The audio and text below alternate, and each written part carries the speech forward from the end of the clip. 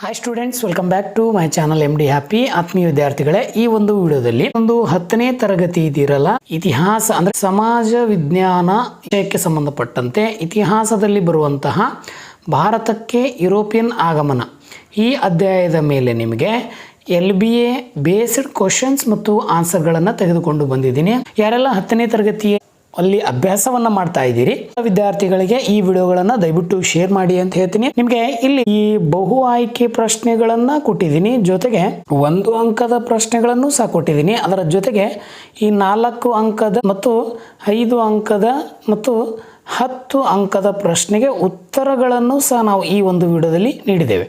So ಹಾಗಾಗಿ ವಿಡಿಯೋವನ್ನು ನೀವೆಲ್ಲರೂ ಗಮನಿಸ್ತೀವಿ ಮತ್ತು ನಿಮ್ಮ ಆತ್ಮೀಯ ಪ್ರೀತಿ ಪಾತ್ರ ಆಗಿರುವಂತಹ ಸ್ನೇಹಿತರಾಗಿರ್ಬೋದು ಅಥವಾ ಅಣ್ಣ ತಮ್ಮಂದಿರಾಗಿರ್ಬೋದು ಯಾರು 10ನೇ ತರಗತಿಯಲ್ಲಿ ಓದ್ತಾ ಇದ್ದಾರೆ ಅವರಿಗೆಲ್ಲರಿಗೂ ಈ ವಿಡಿಯೋವನ್ನು ಶೇರ್ ಮಾಡಿ ಅಂತ ಹೇಳ್ತಾ, ಸೊ ನನ್ನೊಂದು ಸಣ್ಣ ರಿಕ್ವೆಸ್ಟು, ಇನ್ನೂ ಯಾರು ನಮ್ಮ ಚಾನಲ್ನ ಸಬ್ಸ್ಕ್ರೈಬ್ ಆಗಿಲ್ಲ ದಯವಿಟ್ಟು ನಮ್ಮ ಚಾನಲ್ ಸಬ್ಸ್ಕ್ರೈಬ್ ಮಾಡ್ಕೊಳ್ಳಿ ಅಂತ ಹೇಳ್ತೀನಿ. ಅದರ ಜೊತೆಗೆ ಕಮೆಂಟ್ ಬಾಕ್ಸಲ್ಲಿ ನಿಮ್ಮದು ಏನೇ ಅನಿಸಿಕೆಗಳಿದ್ರೂ ತಪ್ಪದೆ ಕಮೆಂಟನ್ನು ಮಾಡಿ ಅಂತ ಹೇಳ್ತೀನಿ. ಸೊ ನೇರವಾಗಿ ನಾನು ಈಗ ವಿಡಿಯೋದ ಕಡೆ ನಿಮ್ಮನ್ನು ಎಲ್ಲರನ್ನ ಕರ್ಕೊಂಡು ಹೋಗ್ತೀನಿ. ಇಲ್ಲಿ ನಿಮಗೆ ಕ್ಲಿಷ್ಟಕರವಾದಂಥ ಮಾಹಿತಿಯ ಜೊತೆಗೆ ಯಾವ ಪ್ರಶ್ನೆಗೆ ಎಷ್ಟು ಯಾವ ರೀತಿ ಉತ್ತರವನ್ನು ಬರೆದ್ರೆ ನಮಗೆ ಸರಳವಾಗಿ ಮತ್ತು ಅತಿ ಹೆಚ್ಚು ಅಂಕಗಳು 80ಕ್ಕೆ 80 ಅಂಕಗಳು ಯಾವ ರೀತಿ ನಾವು ಈ ಸಮಾಜ ವಿಜ್ಞಾನದಲ್ಲಿ ಪಡಿಬಹುದು ಎಂಬುದನ್ನು ಈ ವಿಡಿಯೋದಲ್ಲಿ ನೀವು ತಿಳ್ಕೊತಾ ಹೋಗ್ತೀರಿ. ಸೊ ಬನ್ನಿ, ತಡ ಮಾಡೋದು ಬೇಡ. ಸೊ ಮೊದಲು ನೀವೆಲ್ಲ ತಿಳ್ಕೊಂಡಿದ್ದೀರಿ, ಆಲ್ರೆಡಿ ಮಂಡಳಿ ಏನು ಮಾಡಿದೆ, LBA ಅನ್ನು ನಿಮ್ಗೆ ಆಲ್ರೆಡಿ ಕೊಟ್ಟಿದೆ, ಲೆಸನ್ ಬೇಸ್ಡ್ ಅಸೆಸ್ಮೆಂಟ್ ಅಂತ ಹೇಳಿ. ಇಲ್ಲಿ ಕನ್ನಡ ಮಾಧ್ಯಮದಲ್ಲಿರುವಂಥ ವಿದ್ಯಾರ್ಥಿಗಳಿಗೆ ನೀವು ಇತಿಹಾಸ ಒಂದು 10ನೇ ಅಧ್ಯಾಯಕ್ಕೆ ಸಂಬಂಧಿಸಿದಂತೆ ಭಾರತಕ್ಕೆ ಯುರೋಪಿಯನ್ನರ ಆಗಮನ ಇಲ್ಲಿ ಬಹು ಆಯ್ಕೆ ಪ್ರಶ್ನೆಯನ್ನು ನೋಡ್ತಾ ಹೋಗ್ತೀವಿ. ಪ್ರತಿಯೊಂದು ಪ್ರಶ್ನೆ ಅಥವಾ ಅಪೂರ್ಣ ಹೇಳಿಕೆಗೆ 4 ಆಯ್ಕೆಗಳನ್ನು ನೀಡಲಾಗ್ತದೆ, ಅದು ಪೂರ್ಣ ಆಗಿರಲ್ಲ. ಆ ಒಂದು ಪ್ರಶ್ನೆಗೆ ಸೂಕ್ತವಾದಂಥ ಒಂದು ಉತ್ತರವನ್ನು ನೀವು ಆರಿಸಬೇಕು. ಅದರ ಕ್ರಮಾನುದೊಡನೆ ಪೂರ್ಣ ಉತ್ತರವನ್ನು ಬರೀಬೇಕು. ಅಂದರೆ ABCD ಅಂತ ಕೊಟ್ಟಿದ್ದಾರೆ, ಇದರಲ್ಲಿ A ಕರೆಕ್ಟ್ ಇದ್ದರೆ A ಅಂತ ಹಾಕಿ ಅದರ ಉತ್ತರವನ್ನು ನೀವು ಬರೀಬೇಕು ಮುಂದೆ, ಈ ರೀತಿ ಅಂತ ಹೇಳ್ತಾರೆ. ಸೊ ಬನ್ನಿ ಒಂದೊಂದಾಗಿ ಇಲ್ಲಿ ನೋಡ್ತಾ ಹೋಗೋಣ. ಯುರೋಪಿಯನ್ ವ್ಯಾಪಾರದ ಬಾಗಿಲು ಅಂತ ಕರೆಯಲ್ಪಡುತ್ತಿದ್ದು ಅಂಥೇಳಿ ಈ ಕೊಟ್ಟಂಥ 4 ಆಯ್ಕೆಯಲ್ಲಿ ಉತ್ತರವನ್ನು ನೋಡ್ತಾ ಹೋದಾಗ ಕಾನ್ಸ್ಟಂಟಿನೋಪಲ್ ಇದು ಸರಿಯಾದ ಉತ್ತರ ಅಂತ ಹೇಳ್ತೀನಿ. ಸೊ ನಿಮಗೆ ಈ ಪ್ರಶ್ನೆಗಳಲ್ಲಿ ಯಾವುದು ಏನಾದರೂ ನಿಮಗೆ ಗೊಂದಲ ಇದ್ದರೆ ದಯವಿಟ್ಟು ಕಮೆಂಟ್ ಮಾಡಿ. ಜೊತೆಗೆ ನಿಮಗೆ ಇಷ್ಟವಾಗಿರುವಂತಹ ಏನಾದರೂ ಮಾಹಿತಿ ಇದ್ದರೆ, ಆದರೆ ಈ ಪ್ರಶ್ನೆಗಳಲ್ಲಿ ಸರಿ ಈ ರೀತಿ ಉತ್ತರ ಇರಬೇಕಾಗಿತ್ತು, ಇದು ಈ ರೀತಿ ಇದೆಯಲ್ಲ ಅಂಥೇಳಿ ಏನಾದರೂ ಎನಿಸಿಕೆ ಹೇಳಿದ್ರೆ ಕಮೆಂಟು ಸಹ ಮಾಡಿ ಕೇಳ್ಬೋದು ಅಂತ ಹೇಳ್ತೀನಿ. 2ನೇ ಪ್ರಶ್ನೆ, ಭಾರತಕ್ಕೆ ಹೊಸ ಜಲಮಾರ್ಗವನ್ನು ಕಂಡು ಹಿಡಿದವರು. ಆಲ್ರೆಡಿ ನೀವು ಡೇಟನ್ನು ಸಹ ಇಲ್ಲಿ ಮೆನ್ಷನ್ ಮಾಡೋದು ನೋಡ್ತೀರಿ, ಜೂನ್ 2022ರಲ್ಲಿ ಈ ಪ್ರಶ್ನೆ ಬಂದು ಹೋಗಿದೆ. ಭಾರತಕ್ಕೆ ಹೊಸ ಜಲಮಾರ್ಗವನ್ನು ಯಾರು ಕಂಡು ಹಿಡಿದ್ರು ಅಂಥೇಳಿ, ಅದು ವಾಸ್ಕೋಡ ಗಾಮ. ಇವನು ಈ ಒಂದು ಪೋರ್ಚುಗೀಸರ ಏನಪ್ಪ ಅಂತಂದರೆ ಒಬ್ಬ ನಾವಿಕನಾಗಿದ್ದ ಅಂತ ಹೇಳ್ತೀನಿ. ಇನ್ನು ನೀಲಿ ನೀತಿಯನ್ನು ಜಾರಿಗೆ ತಂದ ಪೋರ್ಚುಗೀಸರ ವೈಸರಾಯ ಅಂತ ಹೇಳ್ತಾರೆ, ಫ್ರಾನ್ಸಿಸ್ಕೋ ಡಿ ಅಲ್ಮೇಡಾ ಅಂಥೇಳಿ ಇದು ಸರಿಯಾದ ಉತ್ತರ. ಮೊದಲ ಕರ್ನಾಟಕ ಯುದ್ಧವು ಈ ಒಪ್ಪಂದದೊಂದಿಗೆ ಕೊನೆಗೊಳ್ಳುತ್ತದೆ. ಯಾವುದ್ರಿ? ಎಕ್ಸ್ಲಾ ಚಾಪೆಲ್ ಅಂತ ಹೇಳ್ತೀವಿ. ನಿನಗೆ ಈ ಒಂದು ಕರ್ನಾಟಕ ಯುದ್ಧಗಳು ನೆನಪಿಡಬೇಕು ಅಂತಂದರೆ ಒಂದು ಕೋಡ್ ಇದೆ, APA ಅಂಥೇಳಿ, ಹೌದಾ? ಈ ಒಂದು ಏನಪ್ಪ ಅಂತಂದರೆ ಸೂತ್ರ ನಿಮಗಿದು. ಈ ಸೂತ್ರವನ್ನು ಇಟ್ಕೊಂಡು ಅವು 3 ಏನಪ್ಪ ಅಂತಂದ್ರೆ ಒಪ್ಪಂದಗಳನ್ನು ನೋಡ್ಬೋದು ನೀವು. ಎಕ್ಸ್ ಚಾಪೆಲ್ ಒಪ್ಪಂದ, ಪ ಅಂದರೆ ಪಾಂಡಿಚೇರಿ, ಪೆ ಅಂದರೆ ಪ್ಯಾರಿಸ್ ಅಂತ ಹೇಳ್ತೀವಿ. ಆಲ್ರೆಡಿ ನಿಮ್ಗೆ ಇಲ್ಲ ಅದಾವ, 1ನೇದಿದು ಆದರೆ 2ನೇದಿದು ಮತ್ತು 3ನೇದಿದು. ಈ ಒಪ್ಪಂದಗಳು ಈ ರೀತಿ ನೀವು ಅಂತಂದ್ರೆ ಉತ್ತರವನ್ನು ಅಲ್ಲಿ ಬರಿತಾ ಹೋಗ್ಬೋದು. ಇನ್ನು ಬಂಗಾಳದಲ್ಲಿ ಬ್ರಿಟಿಷರಿಗೆ ಮುಕ್ತ ವ್ಯಾಪಾರ ಮಾಡಲು ದಸ್ತಕಗಳನ್ನು ನೀಡಿದ ಮೊಘಲ ದೊರೆ ಯಾರು ಅಂತಂದರೆ ಅದೇ ಫಾರೂಕ್ ಶಿಯಾರ್ ಅಂತ ಹೇಳ್ತೀವಿ. ಇವನ ಬಗ್ಗೆನೂ ಭಾಳ ಸಾರಿ ಪ್ರಶ್ನೆ ಬಂದಿದೆ. ಸೊ ಒಟ್ಟು ನಿಮಗಿಲ್ಲಿ 5 ಪ್ರಶ್ನೆಗಳು ಏನು ಬಹು ಆಯ್ಕೆಯಲ್ಲಿ ಕೊಟ್ಟಿದ್ದಾರೆ. ಸೊ ಅವುಗಳೇ ಉತ್ತರವನ್ನು ಕೊಟ್ಟಿದ್ದೀನಿ, ಅವುಗಳನ್ನು ನೀವು ಗಮನಿಸಿ. ಅದರ ಜೊತೆಗೆ ಈಗ 1 ಅಂಕಕ್ಕೆ ಸಂಬಂಧಪಟ್ಟಂತೆ ಅಂದರೆ ಒಂದು ವಾಕ್ಯ ಅಥವಾ ಒಂದು ಪದದಲ್ಲಿ ಬರೀರಿ ಅಂತ ಕೊಡ್ತಾರೆ. ದ್ವಿಸರ್ಕಾರ ಪದ್ಧತಿಯನ್ನು ಜಾರಿಗೆ ತಂದ ಬ್ರಿಟಿಷ್ ಅಧಿಕಾರಿ ಯಾರು ಅಂತೇಳಿ ಜೂನ್ 2022ರಲ್ಲಿ ಈ ಪ್ರಶ್ನೆ ಬಂದಿದೆ ಎನ್ಯುವಲ್ ಎಕ್ಸಾಮ್ಗೆ ನಿಮಗೆ, ಹೌದಾ? ಸೊ ಹಾಗಾದರೆ ಅದು ರಾಬರ್ಟ್ ಈ ಒಂದು ಕ್ಲೈವ್ ಅಂತ ಕರಿತೀವಿ ನಾವು. ಯಾರ್ರೀ? ರಾಬರ್ಟ್ ಕ್ಲೈವ್ ಅಂತ ಹೇಳ್ತೀವಿ. ಇನ್ನು ನೀಲಿ ನೀರಿನ ನೀತಿ ಎಂದರೇನು ಒಂದು ಸಾಧಾರಣ ಪ್ರಶ್ನೆಯನ್ನು ಕೇಳಿದ್ದಾರೆ LB ಒಳಗೆ.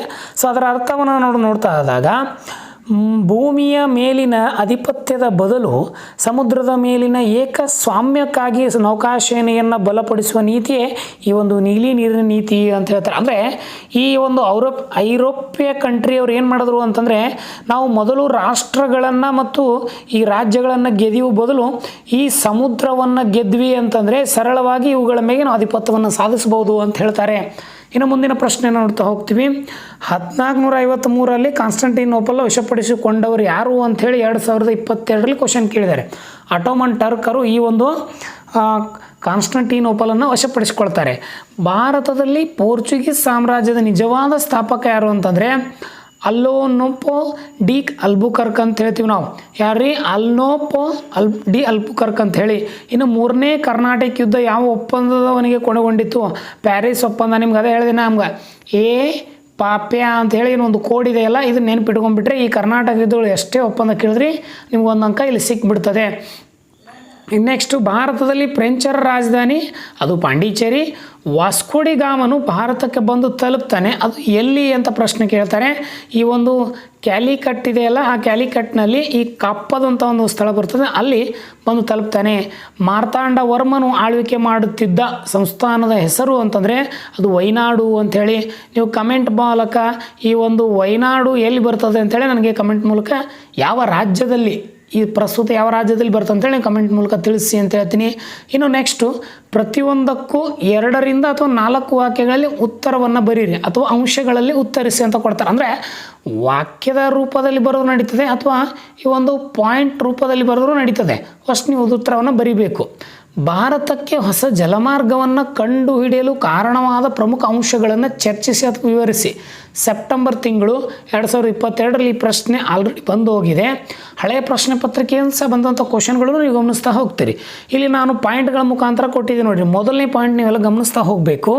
ಇಲ್ಲಿ ಟರ್ಕರು ಕಾನ್ಸ್ಟಂಟಿನೋಪಲ್ ನಗರವನ್ನು ವಶಪಡಿಸಿಕೊಂಡ್ರೆ ಅವ್ರು ಏನು ಮಾಡ್ತಾರೆ? ಐರೋಪ್ಯರು ವ್ಯಾಪಾರದ ಮೇಲಿನ ತೀವ್ರ ಥರದ ತೆರಿಗೆಗಳನ್ನು ವಿಧಿಸತೊಡಗಿದರು. ಯಾರು? ಆಟೋಮನ್ ಟರ್ಕರು. ತದನಂತರ ಇದರಿಂದ ವರ್ತಕರಿಗೆ ಮತ್ತು ವ್ಯಾಪಾರಿಗೆ ಏನಾಗಿತ್ತು ಅಂದರೆ ಲಾಭದಾಯಕವಾಗಲಿಲ್ಲ. ಅಂದರೆ ಈ ಮಧ್ಯವರ್ತಿಗಳಿಗೆ ಏನಾಗಿತ್ತು ಅಂದರೆ ಇದು ಲಾಭದಾಯಕ ಆಗಿರಲಿಲ್ಲ. ಇನ್ನು ಯುರೋಪಿಯನ್ ರಾಜರು ನಾವಿಕರಿಗೆ ಪ್ರೋತ್ಸಾಹವನ್ನು ಕೊಟ್ಟರು.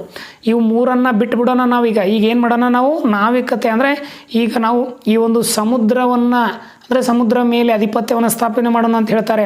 ಅದೇ ರೀತಿ ಇಲ್ಲಿ ಮುಂದೆ ಏನು ಮಾಡ್ತಾರೆ ಅಂತಂದರೆ ವೈಜ್ಞಾನಿಕ ಆವಿಷ್ಕಾರಗಳಾದ ದಿಕ್ಸೂಚಿ ಆಗಿರ್ಬೋದು, ಅಲ್ಟೋಲೋಬ್ ಆಗಿರ್ಬೋದು, ಸಿಡಿಮದ್ದುಗಳನ್ನು ಮುಂತಾದವುಗಳನ್ನು ತೆಗೆದುಕೊಂಡು ಇವರು ಈ ಒಂದು ಏನಪ್ಪ ಅಂತಂದರೆ ಏನು ಸಮುದ್ರದ ಮೇಲೆ ಮತ್ತು ಆ ಒಂದು ಆವಿಷ್ಕಾರಗಳಿಗೆ ಏನು ಮಾಡ್ತಾರೆ? ಮಣೆ ಹಾಕ್ತಾರೆ ಅಂತ ಹೇಳ್ತೀವಿ. ಇನ್ನು ಮುಂದೆ ಹೋಗೋಣ. ಸರ್ಕಾರ ಪದ್ಧತಿಯನ್ನು ವಿವರಿಸಿ ಅಂತ ಕೊಡ್ತಾನೆ. ಅಥವಾ ದ್ವಿಮುಖ ಸರ್ಕಾರದಿಂದ ದೇಶಕ್ಕೆ ಬೊಕ್ಕಸಕ್ಕೆ ನಷ್ಟ ಯಾವ ರೀತಿ ಆಯಿತು ಅಂತೇಳಿ ಸಮರ್ಥನೆಯನ್ನು ಕೊಡ್ರಿ ಅಂತ ಹೇಳಿದಾಗ ಇದನ್ನು ಜಾರಿಗೆ ತಂದವ್ರು ಯಾರ್ರೀ? ರಾಬರ್ಟ್ ಕ್ಲೈವ್ ಅಂತ ಹೇಳ್ತೀವಿ. ಆದರೆ ಎಷ್ಟರಲ್ಲಿ ಜಾರಿಗೆ ತಂದ ಅಂಥೇಳಿ ನನಗೆ ನೀವು ಕಾಮೆಂಟಲ್ಲಿ ಮಾಡಬೇಕು. ಎಷ್ಟರಲ್ಲಿ ಅಂತ ಮೆಸೇಜ್ ಮಾಡಿ. ಬ್ರಿಟಿಷರು ಭೂಕಂದಾಯವನ್ನು ವಸೂಲಿ ಮಾಡಲು ವಸೂಲಿ ಹಕ್ಕನ್ನು ಹೊಂದಿದ್ರು. ಅಂದರೆ ಈ ಒಂದು ಟ್ಯಾಕ್ಸನ್ನು ವಸೂಲಿ ಮಾಡುವಂಥ ಹಕ್ಕು ಯಾರಿಗಿತ್ತು ಅಂದರೆ ಬ್ರಿಟಿಷರಿಗಿತ್ತು. ಬಂಗಾಳದ ನವಾಬನು ಆಡಳಿತ ಆಗಿರ್ಬೋದು, ನ್ಯಾಯ ಮೊದಲಾದ ಆಡಳಿತಾತ್ಮಕ ಕಾರ್ಯಗಳನ್ನು ನಿರ್ವಹಿಸುತ್ತಿದ್ದನು. ಕೇವಲ ಯಾವುದು? ಆಡಳಿತ ಆಗಿರ್ಬೋದು, ನ್ಯಾಯ. ಆದರೆ ಈ ಒಂದು ಟ್ಯಾಕ್ಸ್ ಎನ್ನುವಂಥದ್ದು ಬರೀ ಬ್ರಿಟಿಷರಿಗೆ ಮಾತ್ರ ಸಂಬಂಧಿಸಿದಂಥ ಭೂಕಂದಾಯ. ಇನ್ನು 2ನೇ ಕರ್ನಾಟಕ ಯುದ್ಧದ ಪರಿಣಾಮಗಳು ಅಥವಾ 2ನೇ ಕರ್ನಾಟಕ ಯುದ್ಧದ ವಿವರಿಸಿ ಅಂತ ಕೊಡ್ತಾರೆ. ಮಾರ್ಚ್ನಲ್ಲಿ ಕ್ವಶನ್ ಬಂದು ಹೋಗಿದೆ ನೋಡಿ. ನೀವು ಪಾಂಡಿಚೇರಿ ಒಪ್ಪಂದದೊಂದಿಗೆ ಈ ಒಂದು 2ನೇ ಕರ್ನಾಟಕದ ಒಪ್ಪಂದ ಮುಕ್ತಾಯ ಆಗ್ತದೆ. ಇಲ್ಲಿ ಫ್ರೆಂಚರು ಡೂಪ್ಲೆಯನ್ನು ಹಿಂದಕ್ಕೆ ಕರೆಸಿಕೊಂಡ್ರೆ, ಅಂದರೆ ವಯಸ್ಸರಾಗಿ ಬಂದಿರುವಂಥ ಫ್ರೆಂಚರ ಏನೊಂದು ಅಧಿಕಾರಿ ಇರ್ತಾನೆ ಡೂಪ್ಲೆ, ಅವನನ್ನು ಹಿಂದಕ್ಕೆ ಕರ್ಕೋತಾರೆ. ಫ್ರೆಂಚರಿಗೆ ರಾಜಕೀಯ ಹಿನ್ನಡೆಯಲ್ಲಿ ತಂದು ಕೊಡ್ತದೆ. ಹೌದಾ? ತದನಂತರ ಬ್ರಿಟಿಷರ ಒಂದು ಪ್ರತಿಷ್ಠೆಯನ್ನು ಇದು ತಂದು ಕೊಡ್ತದೆ. ಯಾಕಂತಂದರೆ 2ನೇ ಯುದ್ಧನ ಈ ಒಂದು ಪಾಂಡಿಚೇರಿ ಒಪ್ಪಂದದಲ್ಲಿ ಅವ್ರು ಏನು ಮಾಡ್ತಾರೆ? ಬ್ರಿಟಿಷರು ಜಯಗಳಿಸಿ ಫ್ರೆಂಚರನ್ನು ಸೋಲಿಸ್ತಾರೆ. ಇನ್ನು ಮುಂದೆ 3ನೇ ಕರ್ನಾಟಕ ಯುದ್ಧದ ಫಲಿತಾಂಶವನ್ನುಗಳನ್ನು ಹೇಳಿರಿ ಅಂತ ಹೇಳ್ತಾರೆ. ಮಾರ್ಚ್ 22ರಲ್ಲಿ ಕ್ವಶನ್ ಅಥವಾ ಅಂತ ಬಂದಾಗ 2 ಕೊಟ್ಟುವಂಥ ಒಂದು ಪ್ರಶ್ನೆ.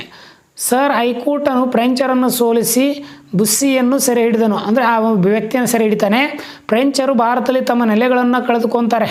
ಅದರ ಜೊತೆಗೆ ಪ್ಯಾರಿಸ್ ಒಪ್ಪಂದದ ಪ್ರಕಾರ ಪಾಂಡಿಚೇರಿಯನ್ನು ಫ್ರೆಂಚರಿಗೆ ಹಿಂತಿರುಗಿಸಲಾಯಿತು. ಅಂದರೆ ಇವರಿಬ್ಬರ ನಡುವೆ ಏನು ಈ ಒಂದು ಫ್ರೆಂಚರು ಮತ್ತು ಈ ಒಂದು ಬ್ರಿಟಿಷರ ನಡುವೆ ಒಂದು ಒಪ್ಪಂದ ಆಗ್ತದೆ. ಅಲ್ಲಿ ಈ ಪಾಂಡಿಚೇರಿ ರಾಜ್ಯವನ್ನು ಬಿಟ್ಕೊಡು ಅಂತ ಹೇಳ್ತಾರೆ. ದಕ್ಷಿಣ ಭಾರತದಲ್ಲಿ ಫ್ರೆಂಚರು ಮೂಲೆ ಗುಂಪಾದರು. ಯಾರು? ಈಗ ನಾವು ಏನು ಈ ಒಂದು ವಿಜಯನಗರ ಸಾಮ್ರಾಜ್ಯ ಐತಲ್ಲ ಅದರ ಒಂದು ಪತನ ನಂತರ ಇವರೆಲ್ಲರೂ ಏನಪ್ಪ ಅಂತ ಮೂಲೆ ಗುಂಪು ಆಗ್ತಾರೆ.